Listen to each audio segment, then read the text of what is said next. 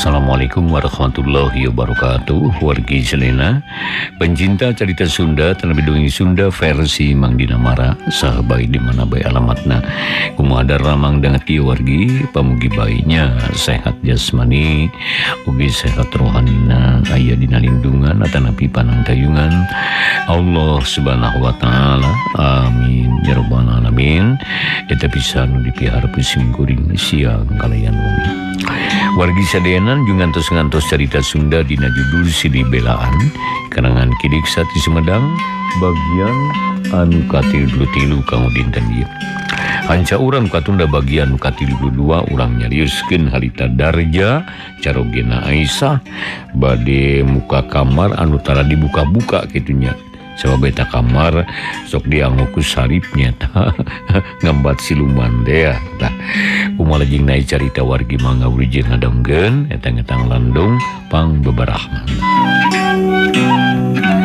Mun ku akang ngarek dibuka nah moalna naon? Moal jeung wae ari wani makang tukang cina dina laci meja ngan mun aya naon ulah ribut jeung ulah kaduhung mun aya kareuwas atawa aya kanyeri sabab kamar eta mah sangar. Ceuk Aisyah, urang cobaan we lah akang teh lalaki piraku make sieun ku kamar akang boro-boro kamar nu ayana di imah najan guhan wae na di gunung ge sok diasupan komoy mah di imah moal ayeuna naon. Ceuk Darja bari terus cengkat maksudna mah rek nyokot kunci kamar. Geus kitu harita teh leos muru kamar tukang nu pantona teu oleh nutup. Darja teh geus leuwih ti 7 bulan ayana di dinya can kungsi nyaho kana eusina eta kamar. Bareng geus nepi kolotrak kuncina dibuka, berai pantong muka bus Darja ka jero. Palahak polohok nempoan eta kamar. Nu tetela pika betaheun barelsi jeung raresik. Ai. Geuning ieu kamar teh alus ieu. Tapi nama ketara diasuhupan paranti sahanya. Eta ubin mani herang, tembok mani lalicir. Na paranti naon ieu teh nya? Ceuk Darja terus alak ilik mani teu sirikna diusapan kabeh. Ariret kahandapeun lemari leutik di dinya aya peti. Ku Darja teh di deukeutan terus dibuka. Ari breh Darja ngahuleng nempo asiwung jeung boeh manis sapeti. Muriding bulu punduk Darja muringkak. Sakujur awak paranas tiris pating sariak siga aya kunti. Ai. Nakeunna nahaun asiwung teh nya? Ieu mah boeh meuni loba ieu. Moal burung mahi keur soranganeun mah. Darja ngalak ngilik asiwung malah mah dibeber-beber. Keur kitu celina katorekan sirana ngarasa lieur asa bareurah. Ai. Jika aya usian ieu asiwung teh sieun teuing palang siang asiwung jurig ieu mah ieu. Ceuk Darja bari terus nutupkeun peti dibarikeun kana urutna. Nya buru-buru kaluar ti kamar jajantung na ngadadak jadi ratug pipikiran kumalayang kanu pikasieun.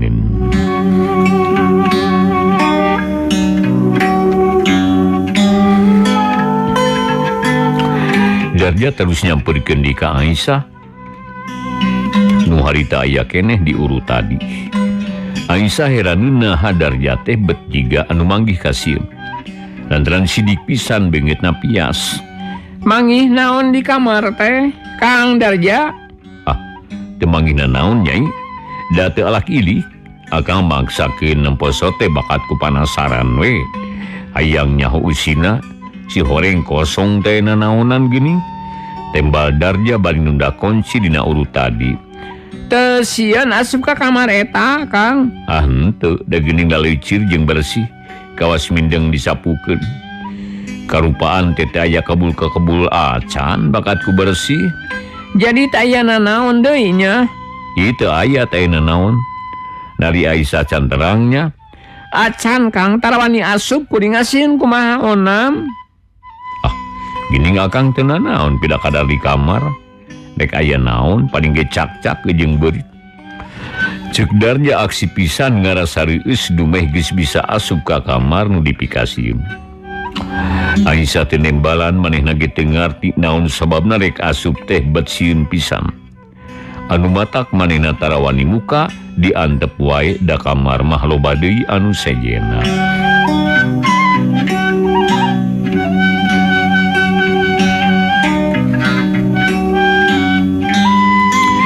Ti harita Darja beki sesen-sesen digawena milu tanggung jawab pikeun miara banda Aisyah. Mun balik ti sawah atawa ti kebon tara berang balik paling gancang pukul 5 sore ngurus entog soang hayam jeung sajabana.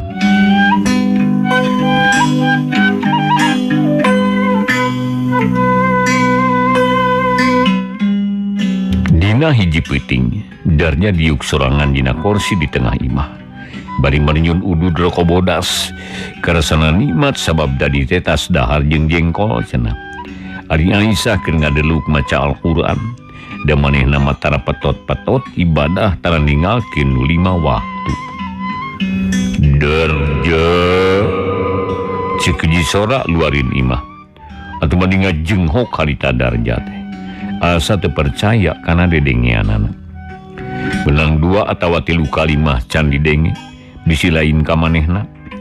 Tapi anu nyebut ngaranna teh daya eureuna malah mah beuki tarik. Darja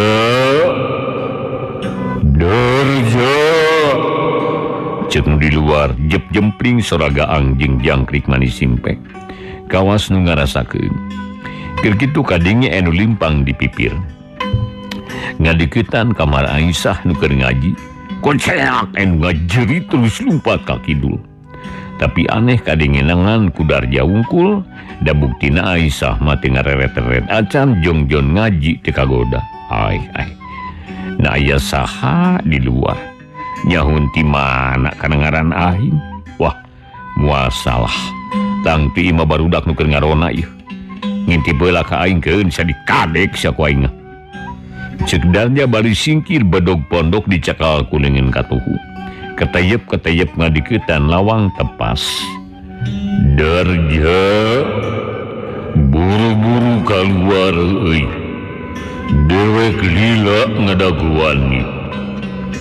Ceuk sora nu ti luar bangun keheul ayeuna mah sorana ge manihan daruan pisan deui. Atuh Darja teh ngarempon sabab sora nu kadenge bieu mah manehna teh leuwih-leuwih ti ngahudangkeun bulu punduk matak muringkak. Ai asa beuki deukeut ieu. Di mana nya? Darja luak liuk. Bisi aya jalma anu ngabongohan tina lawang. Tapi panto jeung jandela mah baruni moal ayan bisa asup. Duktuna Darja teh balik di ka tengah imah. Sieun arek bijil teh. Sarta gek manehna diuk di dina kursi bari ngadedengekeun nu gegerowan ti luar. Darja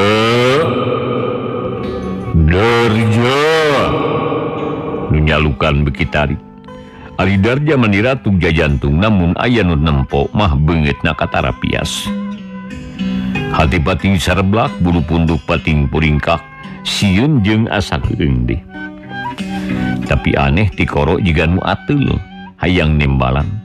Barang kadenge di nu nyalukan Darja nembalan setengah teu sadar. Iyo kuring, aya naon? Kitu pokna terus nangtung jiga aya nu mawa. Limpangna lalaunan muru panto, kolotrak ngalaan tulak. Berai panto muka. Barang jerut kaburuan katempo jiga caang bulan. Aya kuda sadua-dua manik jarangkung jeung lintuh. Eueuh, geuning aya tamu. Ieu teh nu ti mana ieu? Cik Darja bari neuteup kanu duaan nangtung dina teras asa teu napak. Kula utusan ti Pulo Majeti. Kudu mapagkeun anjeun ayeuna kudu pindah ka ditu. Sabab geus nepi kana pastina. Jawab semah nu di luar bari ngagupayan kuda, ari kuda betideng nyamperkeun. Sok tumpak kuda. Dah ieu tumpakan Andika ieu. Ceuk semah bari nuju kana tonggong kuda, sadeungkeun Darja harita teu ngajawab. Malah bibirna asa dirapet deui. Sukuna asaya nu ngaringkus rek ngagero teu bisa. Nya kulantaran Darja teh cicing bae semah nu duaan maksa mangku Darja ditumpakeun kana kuda. Ari gek burekak kuda teh lumpat harita. Meninjemprung lir jamparing. Malah makuda teh lompatna henteu napak kana lemah. Tapi ngangkang saluhureun pepucukan. Cilaka aing rek dibawa ka mana ieu? Ceuk teh Darja bari tiba berkat muntang kana susuri kuda da sieun labuh. Tapi aneh kuda teh teu ajrug-ajrugan, lompatna lempeng cara pasar bae. Nya akhirna lesteng dibawa ka mana Darja teh. Dijayapkeun ku anjing anu babaung dibaung ku angin ngagelebug handaruang. Urang jati putri geus salare tibra daya nu nyaho yen Darja geus aya anu mawa. Kocapkeun Aisyah sanggeus kesel maca Al-Qur'an. Manehna cengka tuluy ngalaan mukena bari lempang ka tangah imah.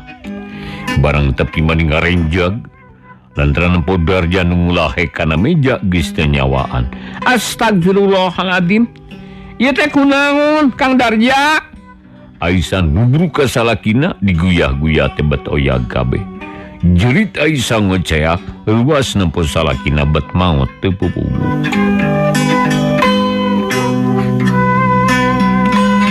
Sora Aisyah anu ngajerit atra pisan kadenge ka imah biucih. Atuh bani ngorejat biucih teh. Terus ngadidengekeun sora satuluyna tetela tinyalahan Aisyah cerik ngabangingik bangun nu kanyanyerian. Aya naon deui ieu teh Nyai? Baku ari geus cerik peuting teh. Ceuk biucih bari terus kaluar ti kamarna jeru turun kaburuan rusuhan muru ka imah Aisyah. Sanggeus nepi ka hareupeun imah keketrok bari nyalukan Aisyah. Nyai lah antulah kieu bibi. Aisyah atohun buru-buru mukakeun panto. Bus biucih teh arita asup langsung ke tengah imah bari tatanya. Wa Aisyah diterangkeun yen Darja nyampak geus maot layona ngulahe kana meja. Ya Allah, naku naon eta teh Nyai? Teuing bi, kuring ge bingung ieu teh. Nabat aya kajadian kieu. Ceuk Aisyah bari gek diuk dina kursi, sedengkeun layon Darja can dipindahkeun da puguh bari heudeun. Mun kitu mah kudu bebeja deui ka Pak RT Nyai.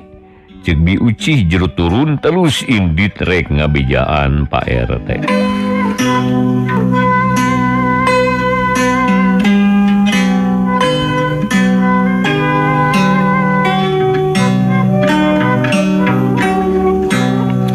Tekung selila burudul anu datang Pak RT diiringkeun ku ronda genepan.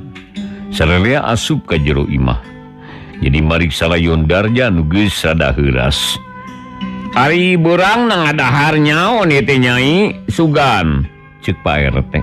Seueur ari nu dituang mah nanging da sami sareng nu ditedak ku abdi. Sedengkeun abdi mah teh lieur-lieur acan Pak RT. Naku naon atuh nyabet ku aneh-aneh teuing. Sidik ieu mah maot ngadadak bari jeung aneh ieu. Aya naon ieu teh nya? Ceuk Pak RT bari alak ilik di jero imah jiga aya nu diteangan. Tapi da teu manggih nu nyurigakeun ukur nempola langit imah jeung ramat lancah. Sakur nu aya di dinya ngahuleng mikiran kajadian eta.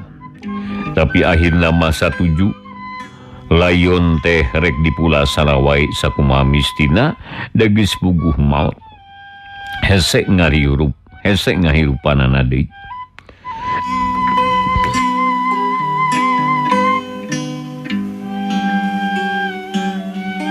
Aisyah sedih melicurik balilihan sabab salakina geus dua kitu jeung kitu bae.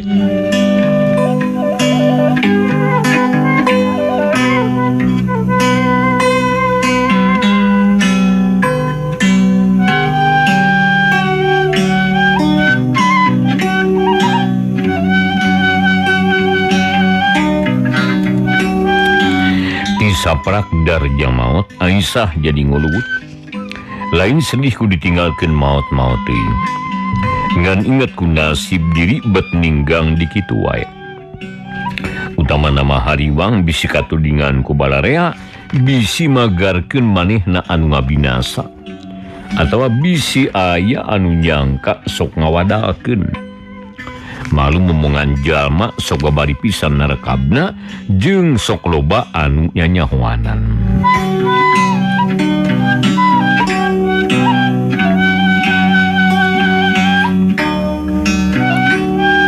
Nya akhir nama Aisyah teboga niat boga salaki jadi teboga niat boga salaki deui sabab kapok bisi matak nyilakakeun deui da buku nu jadi sababna can kanyahoan nah aku naon mautna Sarif jeung Darja teh pikeun ngajalankeun usaha jeung guru sarta banda cukup ku ngabujangkeun dari pagawean mah loba teu kurang-kurang nu ngawaskeun aya biucih jeung di aya biucih pisan gaganti kolot Aisyah teh.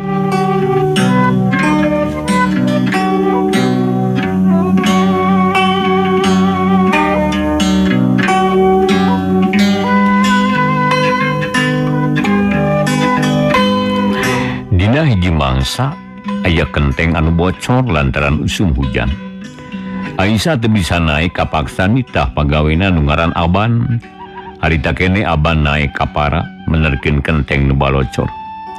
Sanggeus aya di para sal kalian ngarolis anu sejena nya kapanggih aya di nu bocor kabeneran ninggang ka kamar nutara dibuka teh.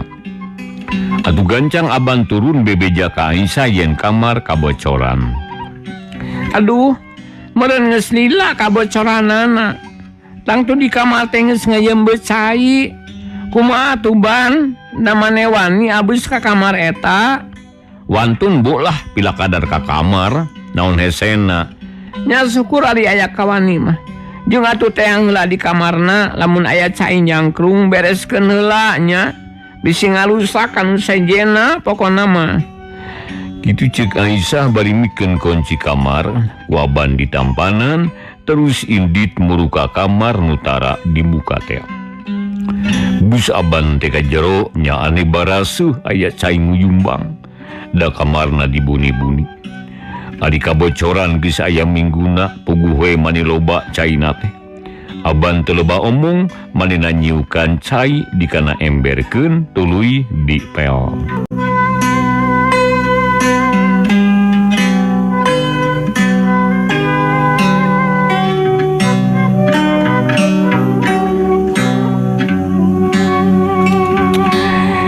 Keur kitu Aban teh manggih peti di kolong romari.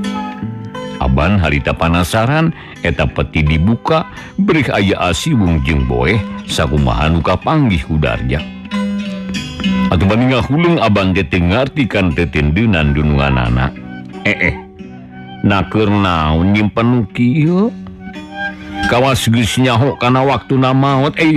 Sarieun teuing. Cek Aban ngomong sorangan terus nutupkeun deui peti sarta buru-buru nganggeuskeun pagaweanana. Ya sanggeus beres kunci kamar dibikeun di ka Aisyah.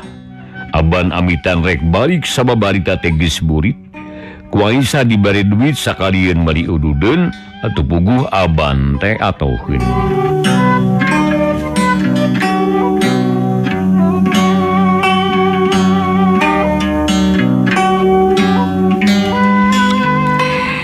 Saminggu di harita indung si Aban hari wusus bebeja ka Aisyah. Yen si Aban gering parna panas mani nyebret sata sok sasar. Nya puguh bae Aisyah teh harita ruas lantaran geringna teh tas digawekeun ku manehna. Aisyah buru-buru nempo ka si Aban sarta diberi duit keur neangan ubar. Poe eta keneh dibawa ka klinik tapi ka sakit aya orotna. Malah balik di klinik teh kalakah beuki parna.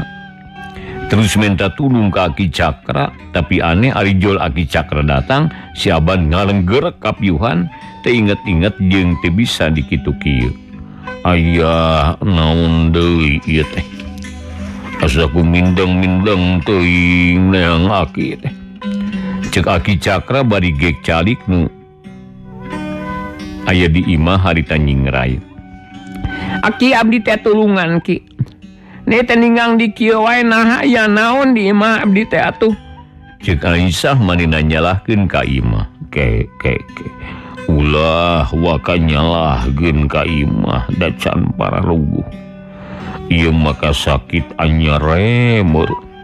Udah gigi kakara atuh manggihar di nu kieu mah. Cik kurang jampe nah aku naon. Agi Cakra ngadeukeutan si Aban terus tarangna dirampak. Malah beungeutna diusap. Agi Cakra ngahuleung lantaran nu kapaehan tebet paeh nyaan ayeuna geus eueuh nyawaan. Innalillahi wa inna ilaihi rajiun. Cek Aki Cakra bari musap rarai. Pugu bae nu area di dinya harita ruas lantaran Aki Cakra bet ngadoa kitu. Aki kunaon anak kuring teh nabat kawas kono maot nyarios teh tulungan kadinya karunya geus lila teuing geuringna Aki. Cek indung si Aban bari rawah riwi ceurik Cipanon teu waleju sing sabar tawakalnya. Jang Aban mah geus nepi kana titis tulisna. Nu diomeh ku Aki teh kosong geuning daya eusian. Kosong kumaha Aki? Nya lain Jang Aban ieu mah. Sakurna aya di dinya ngaharuleung teu ngarti. Pak RT ngaragama ngaram pada dasi Aban. Teu lagi daya kakategan alias maut. Atuh mani gogodeg Pak RT ret ka Aki Cakra bari nanya. Ki, Jang Aban teh kunaon nu sanyana ieu teh? Jadi dia teh bet jadi loba nu aneh-aneh ieu. Cobi tulungan ki ulah aya di kajadian kieu ieu. Kampura Jang RT. Aki teh teu bisa ngajawab ari ditanya kitu mah. Sabab ilmu Aki teh saeutik. Can mahi keur nerangkeun anu kitu. Ali geus kedah kumaha tu ali geus kieu ki. Nya sing sabar tawakal we ayeuna mah. Geura tarimakeun takdir di Gusti Yang Widi. Sabab saha nu bisa ngaharangan kana kadar ti Pangeran. Apana ya paribasa takdir teu beunang dipungkir. Kadar teu beunang disinglar. Kulak canggem bagja awak geus aya ti ajalina. Pak RT harita teu ngomong deui. Indung si Aban ceurik harita bari ngagugulung anakna nu geus teu nyawaan. Nu area di dinya loba anu milu cari nakdak, milu sedih ka indung si Aban nu kalingitan anakna. Malah Aisyah meninga bangnik asa kalingitan adik pribadi. Kejadian eta geus teu bisa dicegah. Kapaksa sarerean narima kana naon-naon anu geus kajadian. Sedengkeun Aisyah terus-terusan mikir neang anu jadi sabab-sababna pangnaloba kajadian kitu.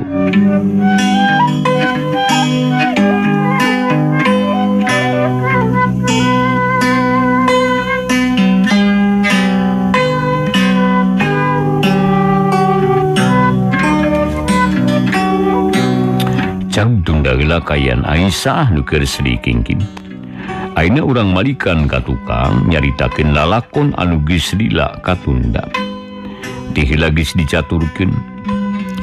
Yen Mansur teh leungit lantaran dihakan ku jin mata sewu nu matana sakurilingna. Mansur teh geus dilapurkeun ku indung nage sabab geus taya harapan kana balik deui. Kitu deui urang Jati Putri geus parohoeun deui ka Mansur teh lantaran geus taun-taun taya bejana. Padahal nu sanyana Mansur teh sasat keur tapa ngasahkeun elmu nu geus aya malah mah jadi nambahan. Kacaturkeun dina hiji mangsa jin mata sewu teh ngidor ka mana-mana ngideran jagat. Nu akhirna jin mata sewu teh anjog ka Pulau Majeti di dinya cicing rada lila sarta kabeneran jin teh hayang ngising cenah. Tuluy ngisingkeun di sisi basisir gejlig Mansur saguluntung ngagoler dina kikisik. Seor ombak laut kidul nyeblokan awak Mansur andulis daya tanaga. Mimiti nama Mansur teh gulang-guling ka bawah ombak teh beda jeung kai sarah. Tapi lila-lila mah awakna jadi seger. Mimiti bisa usik nu akhirna bisa diuk, malah tungtung nama bisa nangtung. Ombak laut kidul kasohor galak jeung rongkah. Tapi ka Mansur mata ya hartina malah ma awak Mansur jadi hampang bisa napak kancang. Alhamdulillah aing teh dipodolkeun ku si jin eta. Untung di sisi basisir masih kena sarua jeung darat. Kumaha lamun diisingkeun di sagara, wah cilaka. Aing moal buru-buru balik lamun can 100 tahun. Cek Mansur ngomong sorangan manehna jadi nyaho karena urusan kitu, kawan tu batina jadi kuat. Ombak sagara terus nyeblokan basisir. Bulak balik daya eureunna ari nu di teangan ngagulung sagede gunung. Punten, ari nu di tengah ngagulung sagede gunung.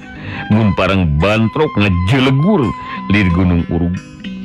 Mata keung jeung mata kawur. Tapi Mansur mata ya kasieun jika nugis wawuh jeung ombak teh. Hei ombak, kami teh aya di mana ieu teh? Lamun nya jiba kami ngahiji jeung aci cai, coba kami anterkeun ka basisir Jawa Kulon. Ceuk Mansur bari ngalengkah ka tengah sagara. Surungkuy aya ombak mani gede, jauh ajol-ajolan kaluhur, seot gujuar nyeblok basisir. Leung Mansur ka bawah ka tengah sagara, nangtung ajeg dina ombak laut kidul. Terus maju ngulon jika aya nu nyerungkeun. Omongan aing didenge ku cai. Muga-muga we sing nepi ka Banten. Sebab aing kudu tepung jeung Mbah Jemat. Lamun teu tepung, moal bisa balik ka lemur. Moal bisa tepung jeung menjadi indung. Cek Mansur ngomong sorangan leungeunna sidakap sinuku tunggal, awakna dibawa palid ku ombak kakulonkeun. Pangna Mansur teu wani balik teh manehna teu apal tempat, manehna teh nyaho yen aya di Pulau Majeti. Sisi Pulau Jawa belah kidul.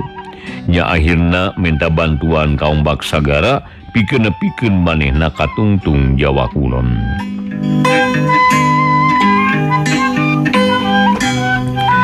Ganjangna carita Mansur geus nepi ka Jawa Kulon. Awakna dipangpengkeun ku ombak di sisi basisir Pandeglang. Mansur bunga kaparengan di dinya teh aya barudak keur ulin. Atuh terus nanyakeun Kacamatan Cigelis sarta nanyakeun Mbah Jemat. Mbah Jemat mah kuring teh nyaho tapi mana mah teh di mana eta teh? Cek budak nu ditanya ku Mansur. Ari Cigelis beh mana jang? Kamana jalanna mun ti dieu? Tapapa ya jalan dia Kang kegelah nepi ka ditu ka Cigelis mah. Cek eta budak bari nunjuk, telenjeng lumpat ka basisir, gujubar luncat ka laut, terus ngojay. Mansur seuri resep nempa budak anu wanian teh. Nya atuh geus kitu mah terus wae Mansur teh leumpang. Sarta manehna nurut kana papatah budak teh.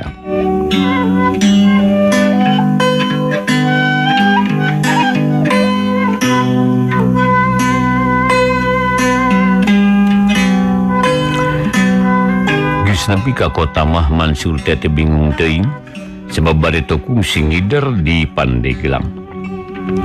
Atuh teh hese deangan imah Mbah Jemat kapanggih.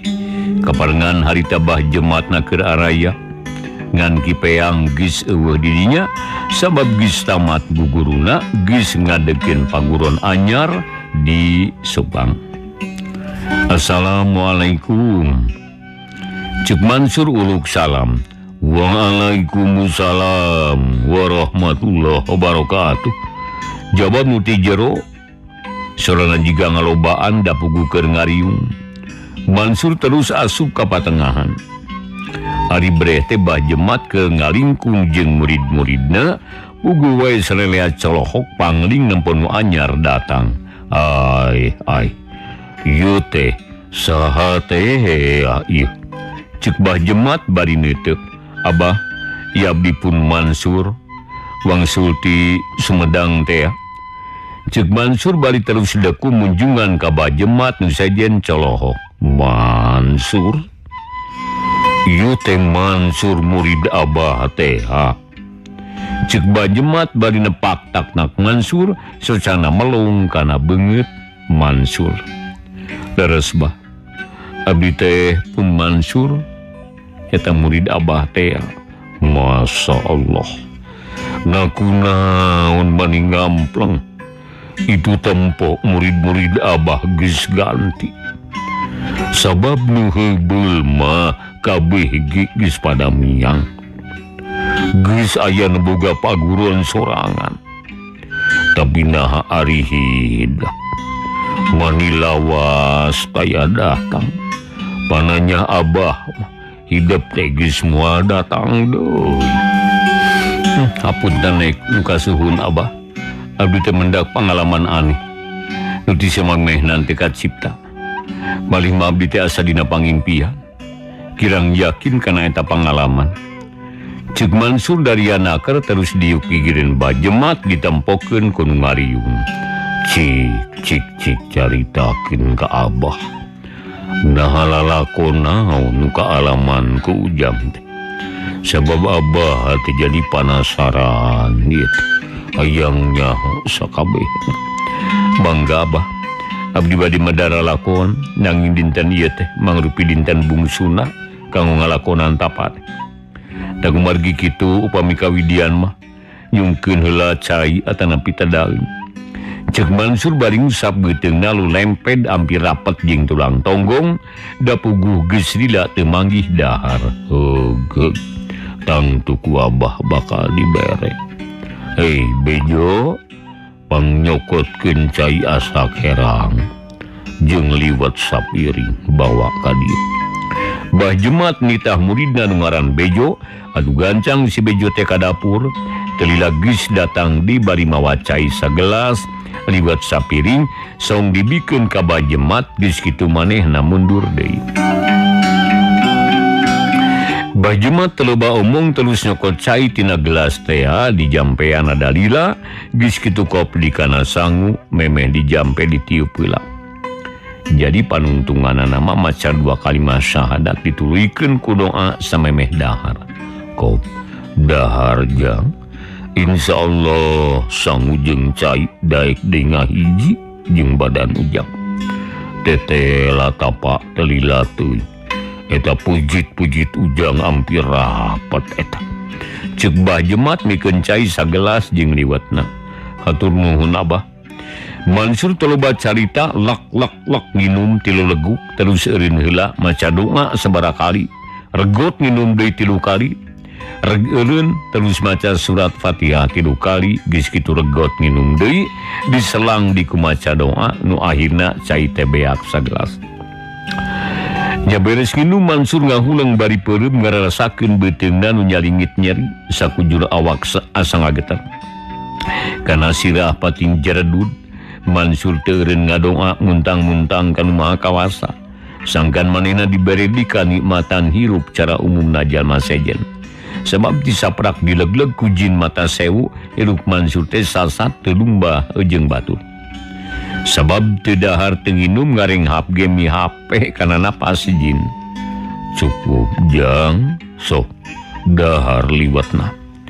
Cek Bajemat manehna ge teu cicingeun tapi terus niupkeun jampe kana diri Mansur sangkan dirina jag-jag waringkas secara wajar lain jag-jag ka bawah ku batin wungkul.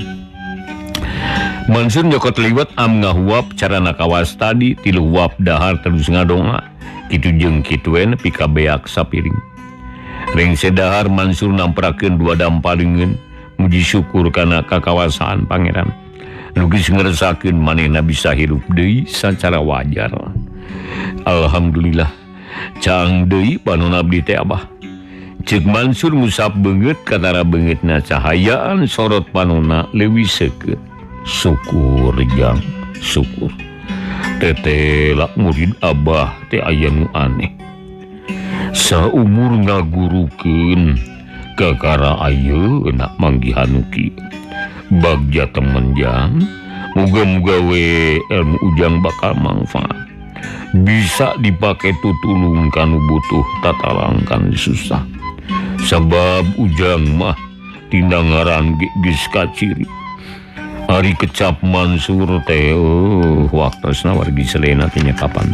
Rupina dipungkas dicekapeun wikeun ka dieu heula carita Sunda dina judul Sedibelaan. Kalangan Kilik Sati Sumedang bagian ka-33. Pamugi carita Sunda tiasa katampi kalian kebingahan atuh lajengna Sedibelaan bagian nu ka-34 insyaallah dinten anjing dina waktu sami urang ngajingkeun deui. Nu mancen simkuring madina marang ngaturkeun nuhun kepada sanana wilujeng baturai. Wassalamualaikum warahmatullahi wabarakatuh.